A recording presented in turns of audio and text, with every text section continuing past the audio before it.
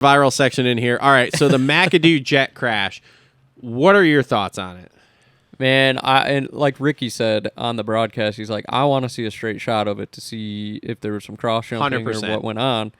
And they did show a straight shot of it, and it was, I couldn't really tell. I'd have to go back and watch it a little bit. I don't think it was like, did you see, the last angle I saw was not like straight on. It was behind it, but it was still off a little bit. Yeah, I'm with you guys because I want to see, does Mcadoo go right? Does Jett go left? Went right.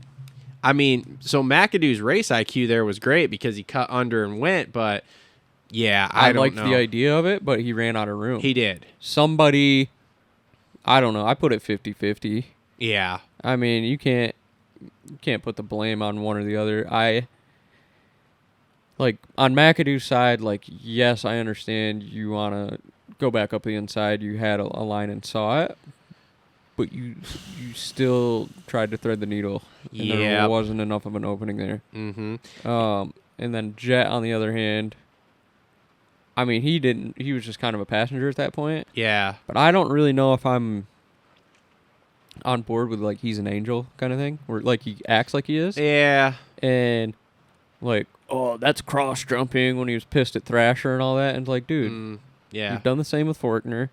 You may have done it there. Maybe it's not intentional, no. But neither was Thrasher's intentional. It was like the pot calling the kettle black. Yeah. Here's the thing. I think with both Lawrence brothers and Deegan here, whether they're angels or not, I don't believe they're going to be loved by other racers here as we go forward. And I think a lot of it is based on just the reality of the situation, which is popularity and results. Yeah, and I don't know what's going on with Jett, but I see like a little bit of crybaby-ish. Yeah, maybe. I mean, I don't put too much on him throwing his hands up. Like, dude, you're in the heat of the moment. This guy comes up on a weird line on you. Huh? Even after the main, he won the main, and he was like riding along, just like throwing his hands forward and like pissed. Did you think that? So the way I took that was he literally was more or less going after the promoters in a sense of like, what the hell are we supposed to, like, why are we racing this? Look at how unsafe this is type stuff. That's what I took out of it. Not so much crying, because I'm like, what are you crying about? Like, you just won. I'll have to go back and maybe... Like the way I took it was he was literally like going down these rhythm sections, like looking at all of these ruts. They're going like this down the rhythm section going, what are we doing? Like, why are we racing this? This is so unsafe. Maybe, or I thought maybe I heard after when the hot mics and stuff, when he took his camera off, when they put the camera on him and took his helmet off. Yeah. I thought I heard of I couldn't shake them. Oh, okay. I thought maybe I heard that, and I was like, okay, that would explain why he was frustrated. But yeah. Yeah, which he had said in the press conference, like, it wasn't his best race, and he couldn't get his lines. He was, and maybe, who knows? Maybe that's what it was. Like, yeah, can't maybe get my line, can't get my line. Maybe that was a frustration at himself of like, dude, like, how can you not get that? I don't know. Like, I guess I have golden glasses for him. He's my guy. So, yeah. So I don't know, but it was weird. I didn't know exactly what he was talking about, but at the same time, I'm like, man, is he like, maybe he's freaking out that's like unsafe, or like you said, maybe he couldn't shake him or something. That was a good ride by him for what was not a great day. This kind of just segues into we were talking about him. But back to the incident. Yeah, where are you at on it? I mean, to be really honest, I'm with you and Ricky as far as like, dude, I want to see a legit straight behind shot and see, because there was room there for Mcadoo, but it was very thin, and on that kind of track, it's kind of one of those of like, do you take that risk? And especially, again, in a heat race, like, what are you doing, man? And he's the points leader by a lot. He's the golden child. So if something happens, like it did, and let's say, and because I assume you haven't listened to the press conference yet. Yeah, no. Jett says that he just scraped McAdoo's foot peg with his ass. And he's like, I'm super glad I didn't catch it anywhere else or any farther down than where I was, because it could have been real bad. Something like that happens, a la Dino. You give yourself a second asshole like last year, and he can't finish out this title because you made a dumb move like that. Dude, you're not living that down. Yeah. You're not living that down with fans, bro. You just became the enemy with a lot of people, like over a dumb move. And again, I give these guys props that they're not scared of him per se, but at the same time, like, you got to know your role. Like, RJ knows his role. RJ's like, dude, the kid's too good at this point. He's too good. RJ knows he's not beating him, period, unless something happens to him. I'm not sure that thought resonates with Mcadoo. And I'm not sure, like they kept saying last night, there's a lot of love lost between the Lawrences and them and him. And I don't know why. Well, the Lawrences being arrogant like they were, they just started calling him whackers. Yeah, well, and I guess too, this was a thought I had.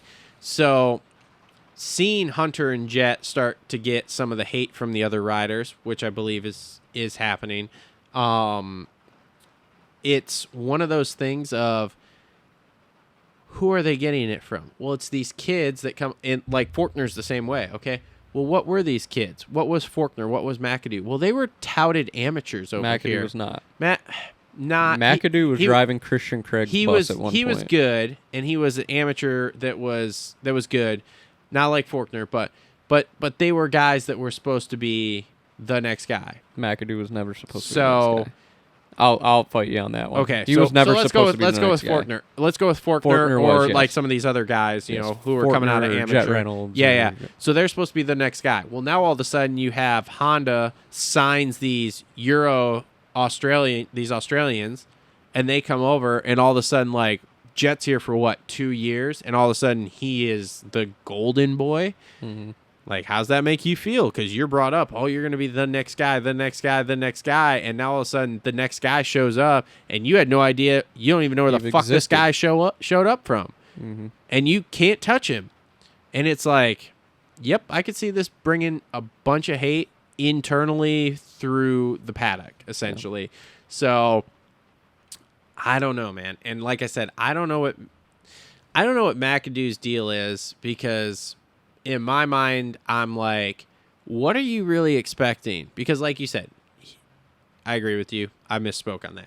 He was not a touted amateur. He was driving Craig's thing. He was a Moto Concepts guy. He won Monster Cup. At amateur, I remember him winning like the Daytona SX A-Class or something. And then Tony Alessi gave him Moto Concepts. Yeah. And then he was driving the bus. Yep, and then Brayton was a fill-in. Yeah, and then Brayton started pitching him throughout podcasts and stuff and talking about him and that. And then TLD guy at one time too. Yep. So it's like, okay, cool. So like, you basically were nothing. And again, he's a great rider. Okay, so I'm not trying to take any of this away. But we'll get that in a second. Yeah, but it's like, but you were essentially nothing, and you've worked your way to where you are, and that's awesome.